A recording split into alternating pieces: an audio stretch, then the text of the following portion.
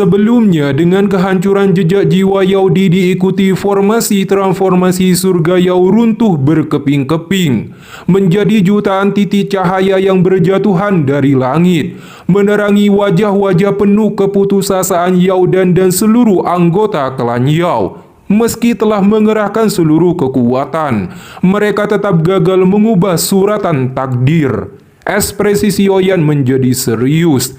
Dauci di tubuhnya mulai beredar, sementara Raja Utara kembali muncul di sisinya. Bahkan dengan seluruh kemampuannya, dia tidak yakin bisa lolos dari jebakan klan Hun. Di sampingnya, Yalau memandangi langit dengan mata berkaca-kaca. Musnahnya jejak jiwa leluhur klan Yao telah meninggalkan luka mendalam di hati setiap keturunan klan Yao. Jika keadaan semakin buruk, pergilah. Aliansi Sky Mission dan ayahmu masih membutuhkanmu, ujar Yalau. Guru, percayalah padaku, kata Sioyan dengan tatapan teguh. Di langit, Yao dan menekan kesedihannya dan melangkah maju. Diikuti suaranya menggema ke seluruh penjuru. Seluruh anggota klan Yao, hari ini adalah penentu hidup dan mati klan kita. Demi mempertahankan garis keturunan, bertarunglah sampai titik darah penghabisan. Seketika para tetua hingga generasi muda klan Yao melesat ke langit dengan mata memerah. Mereka tahu jika kalah hari ini, klan Yao akan lenyap selamanya dari sejarah. Raungan Yao dan membangkitkan seluruh kekuatan klan Yao. Dauci yang tak terhitung jumlahnya meledak ke langit, membentuk pilar cahaya raksasa yang diikuti ribuan pilar energi lainnya. Dengan tekad yang tak tergoyahkan penuh api kemarahan, seluruh serangan melesat ganas menuju api yang melahap ketidakadaan. Di waktu yang sama Sioyan mengepalkan tangannya. Serangan gabungan itu memang menggetarkan langit, tetapi ia tahu lawan mereka terlalu mengerikan. Kekuatan api yang melahap ketidakadaan telah mencapai tingkat yang sanggup menghancurkan formasi pelindung klan Yao dan bahkan memusnahkan jejak jiwa Yahudi. Dari situ Sioyan akhirnya menyadari betapa mengerikannya kekuatan tersembunyi klan Hun. Sementara itu Hun Hunzi terkejut saat melihat pilar-pilar Dauci yang memenuhi langit. Bahkan dirinya bisa terluka parah jika terkena serangan itu. Di waktu yang sama ini, api yang melahap ketidakadaan tetap menatap tenang. Meski tidak menunjukkan rasa takut, sorot matanya membuktikan bahwa bahkan dirinya tidak berani meremehkan serangan terakhir seluruh klan Yao. Dia membentuk segel tangan, lalu menciptakan pusaran lubang hitam raksasa yang memancarkan kekuatan melahap mengerikan. Tanah dalam radius ratusan kilometer runtuh, retakan raksasa memenuhi bumi. Di saat itu juga, pilar-pilar Dauci klan Yao terus menghantam pusaran itu hingga ledakan demi ledakan mengguncang cakrawala. Meski berhasil menelan sebagian besar serangan, api yang melahap ketidakadaan tetap dipaksa mundur puluhan langkah. Api hitam di tubuhnya meredup, menandakan ia telah terluka oleh serangan habis-habisan klan Yao. Hun Hunzi pun terkejut melihat tuannya didesak hingga sejauh itu. Klan Yao memang jauh lebih kuat daripada klan Ling dan klan Si. Namun takdir kalian tetap tidak akan berubah, ujar api yang melahap ketidakadaan menatap dingin ke bawah. Tepat pada saat ini, lautan api hitam di langit memperlihatkan ribuan kepompong hitam. Cahaya merah darah memasuki setiap kepompong. Semuanya meledak serempak. Makhluk-makhluk api hitam berjatuhan seperti hujan meteor dari langit dan langsung menyerbu pegunungan, menyerang seluruh anggota klan Yao. Dalam sekejap, medan perang berubah menjadi lautan pembantaian. Makhluk-makhluk itu menebus dada para kultivator, melahap daging, darah dan dauci mereka.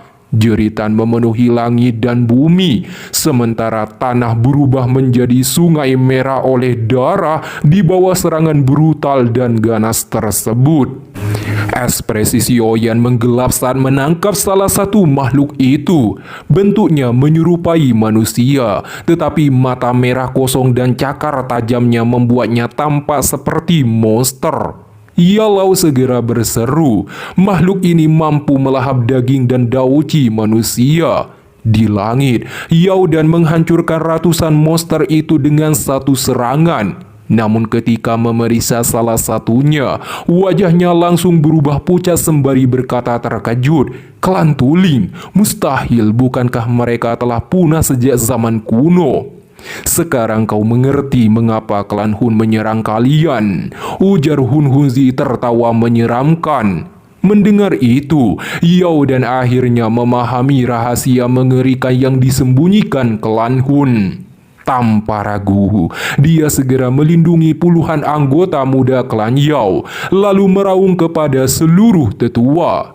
"Para tetua klan Yao, hancurkan diri kalian bila perlu. Kita boleh gugur, tetapi benih garis keturunan klan Yao harus tetap hidup." Seruan itu mengguncang hati seluruh anggota klan Yao. Dengan mata dipenuhi kesedihan sekaligus tekad membara, mereka siap mengorbankan nyawa demi memastikan klan mereka tetap tidak lenyap dari dunia. Di saat yang sama, Sioyan menarik nafas dalam-dalam, menggenggam lengan Yalau untuk menenangkan hatinya dan menatap tajam ke cakrawala. Banyak ahli klan Yao tiba-tiba memancarkan cahaya menyilaukan. Dauci di dalam tubuh mereka menjadi liar, menandakan satu keputusan terakhir, menghancurkan diri demi membuka jalan bagi keturunan mereka. Ekspresi Hun Hunzi berubah. Ledakan gabungan para ahli itu cukup untuk merobek dunia yang telah disegelnya. Namun karena api yang melahap ketidakadaan telah berubah menjadi ribuan klan Tuling, ia tak mampu menghentikan semuanya. Dengan wajah muram, Hun Hunzi merobek gulungan berapi hitam. Seketika sebuah terowongan api terbuka, lalu puluhan ahli klan Hun keluar dengan aura gelap yang mengguncang cakrawala dan menekan. Di barisan terdepan berdiri dua tokoh mengerikan, Hun Jing dan Hun Yan, dua dari 4 orang suci iblis klan Hun, berada di level doseng bintang 7. Hun Jin menatap Yao dan sambil tersenyum dingin. Dia menawarkan satu pilihan. Klan Yao menjadi bawahan klan Hun agar garis keturunan mereka tetap hidup. Namun Yao dan menolak dengan tegas dan tanpa keraguan. Baginya lebih baik seluruh klan binasa daripada hidup tanpa kehormatan. Hun Jing pun menunjuk ke depan sembari berkata, "Jangan sisakan seorang pun." Seketika para ahli klan Hun menyerbu dari segala arah. Namun para tetua klan Yao lebih dahulu meledakkan diri. Ledakan demi ledakan mengguncang langit. Gelombang energi meratakan pegunungan, membelah bumi dengan retakan raksasa, menghancurkan sebagian besar ahli klan Hun, dan bahkan membuat ruang tersegel mulai retak. Melihat secercah harapan, Yao dan segera memerintahkan seluruh anggota klan untuk terus mengorbankan diri demi membuka jalan bagi para generasi muda. Hun Jing segera turun tangan. Dengan tangan raksasa dari aura hitam, dia melempar para anggota klan Yao yang hendak meledakkan diri ke lokasi lain yang jauh, sehingga pengorbanan mereka menjadi sia-sia. Melihat kondisi ini, Yao dan memerintahkan tetua Wan Hao bersama beberapa tetua terkuat langsung membakar dauci mereka dengan teknik rahasia. Segera tetua Wan Hao dan yang lainnya menerjang maju untuk menahan musuh. Itu adalah pertempuran terakhir demi melindungi klan mereka. Hun Hunzi tertawa dan dengan cepat menghadang tetua Wan Hao dan yang lainnya sendirian. Api hitamnya membumbung tinggi dan menyeret Wan Hao beserta para tetua ke dalam pertempuran sengit di atas cakrawala. Menyaksikan perang pemusnahan yang tragis itu, Sioyan mengepalkan tinjunya sembari mengupat klan Hun. Dia teringat nasib klan Shou di masa lalu. Demi menjaga kelangsungan garis keturunan, para anggota klan Yao rela mengorbankan nyawa tanpa sedikit pun penyesalan. Dengan mata memerah, Yao Dan tiba-tiba muncul di hadapan Xiaoyan bersama belasan generasi muda klan Yao, termasuk Yao Tian dan Yao Ling. Xiaoyan, para tetua kami akan mengorbankan diri untuk merobek segel ruang.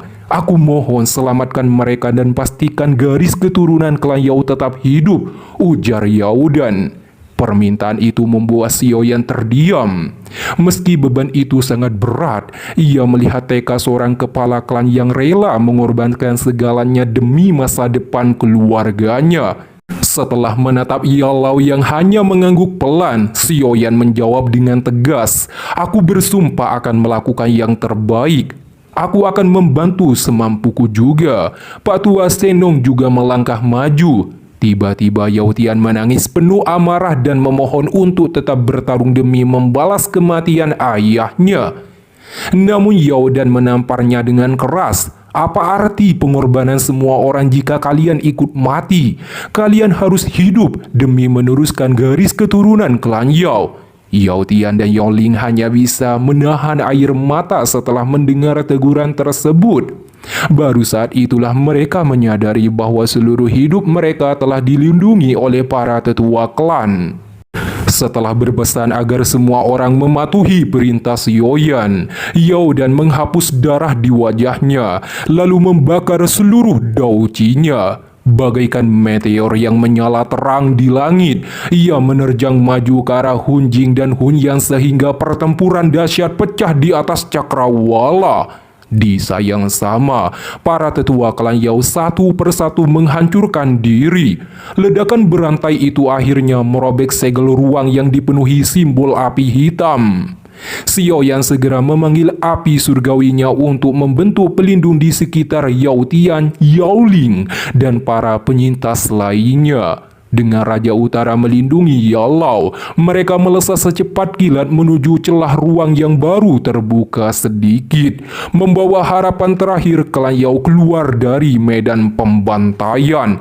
Di waktu yang bersamaan itu, ledakan dahsyat terus mengguncang langit bagaikan guntur tanpa henti. Setiap dentuman menandai gugurnya seorang ahli klan Yao yang dengan rela meledakkan seluruh dauci dan jiwanya demi membuka secercah harapan bagi generasi penerus.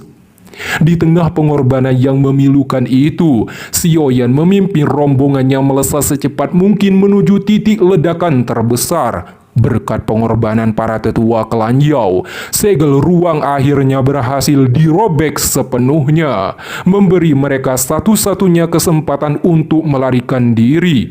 Menyadari itulah jalan keluar terakhir, para ahli dari berbagai faksi segera mengikuti di belakang Xiaoyan. Mereka tahu tanpa perlindungannya, mustahil bisa keluar hidup-hidup dari medan perang yang telah berubah menjadi neraka pembantaian. Namun klan Hun sama sekali tidak berniat membiarkan seorang pun lolos. Ribuan klan tuling yang memenuhi cakrawala bersama para ahli klan Hun serentak mengalihkan sasaran mereka. Dari segala penjuru, mereka menyerbu dan mengepung rombongan Xiaoyan, bertekad memutus harapan terakhir yang tersisa bagi klan Yao. Tatapan Xiaoyan berubah dingin. Tepat ketika dia hendak menyerang, Senong lebih dahulu bergerak. Tongkat obat di tangannya dilemparkan, memicu lautan api roh kehidupan yang menjelma menjadi hutan pepohonan raksasa berapi. Akar dan sulurnya melilit serta menghalangi para pengejar, memberi kesempatan kelompok Xiaoyan mempercepat pelarian. Melihat kelompok Xiaoyan hampir mencapai celah ruang, Hun Hunzi segera berteriak, meminta api yang melahap ketidakadaan menghentikannya karena Xiaoyan membawa kunci giok dewa kuno Tausi. Namun api yang melahap ketidakadaan menolak dengan dingin. Dia menegaskan sedang mempertahankan segel ruang, masih terluka akibat serangan fragmen jiwa Yaudi, dan kekuatannya telah terbagi menjadi klan tuling yang tak terhitung jumlahnya, sehingga tidak mampu mengalihkan perhatian. Tepat pada saat itu, Hunya, salah satu 4 iblis suci klan Hun, meninggalkan pertarungannya melawan Yao Dan melesat mengejar Xiaoyan. Dalam sekejap, dia sudah menghadang jalan mereka. Sambil tersenyum dingin, Hunya berkata bahwa nama Sioyan telah lama terkenal di klan Hun sebagai satu-satunya orang yang berulang kali membuat mereka menderita kerugian besar. Ekspresi Sioyan langsung berubah serius. Dari auranya, Hunyan adalah ahli doseng bintang 7 tingkat lanjut, jauh lebih kuat daripada Yaudan. Merasakan kekuatan musuh dan ancaman yang diberikan, Pak Tua Senong segera mengendalikan api roh kehidupan hingga berubah menjadi monster api raksasa 4 tangan, menerjang ke arah Hunyan dan mengirimkan serangan mengerikan. Hunyan hanya tersenyum di bawah serangan sembari mengakui telah lama mengincar api roh kehidupan. Hunyan kemudian mengepalkan tangannya dan membentuk telapak tangan Dauci raksasa. Dengan satu hantaman telapak tangan itu, monster api itu hancur berkeping-keping sementara telapak tangan raksasa itu terus melesat ke arah kelompok Sioyan. Di waktu itu juga Pak Tua Senong terhuyung-huyung mundur sebelum menstabilkan dirinya dan hanya bisa tersenyum pahit. Serangan andalannya sama sekali tidak mampu menghentikan Hunyan. Sementara itu kelompok Sioyan segera mempercepat pelarian dan nyaris menghindari telapak tangan raksasa itu. Namun beberapa ahli di belakang mereka terlambat mengelak dan langsung hancur menjadi kabut darah. Tatapan Sioyan tetap tertuju pada Hunyan. Ia sadar selama ahli doseng bintang 7 tingkat lanjut itu masih menghadang, mustahil bagi mereka membuka celah ruang dan melarikan diri. Tanpa ragu, Sioyan menyerahkan Yaotian dan Yaoling kepada Yalau, lalu memanggil Raja Utara. Boneka itu berubah menjadi cahaya hitam melesat dan menyerang Hunyan dengan kekuatan penuh. Hunyan sedikit terkejut melihat boneka sekuat itu.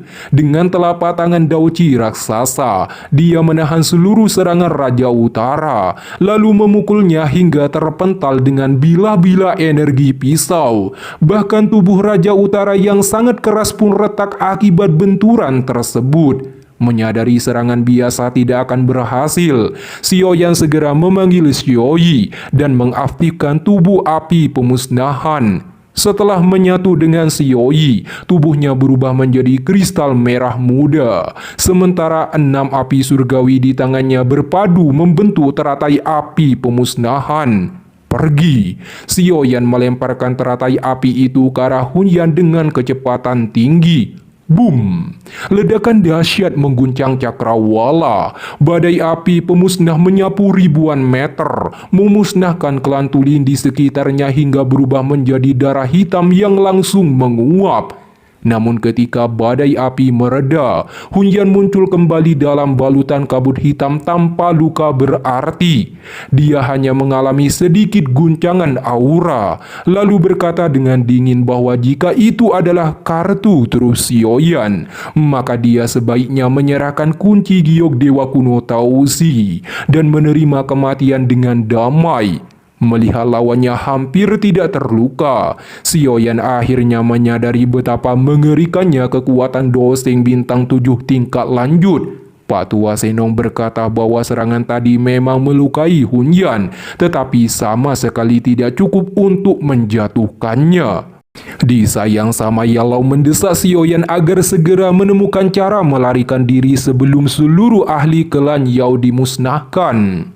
Setelah terdiam sejenak, Sioyan mengambil keputusan berani. Pak Tua Senong, Yaotian, pinjamkan api surgawi kalian kepadaku. Tanpa banyak bertanya, Pak Tua Senong menyerahkan api roh kehidupan, sedangkan Yaotian mengeluarkan api bumi spiritual penyu, api surgawi peringkat ke-13. Berkat penyatuan sempurna dengan Xioi, Sioyan mampu mengendalikan api surgawi milik orang lain. Kini, 6 api surgawi miliknya berpadu dengan 2 api surgawi pinjaman, membentuk teratai api 8 warna. Teknik terkuat yang belum pernah ia gunakan sebelumnya, dengan kekuatan penghancur yang jauh melampaui segala serangannya.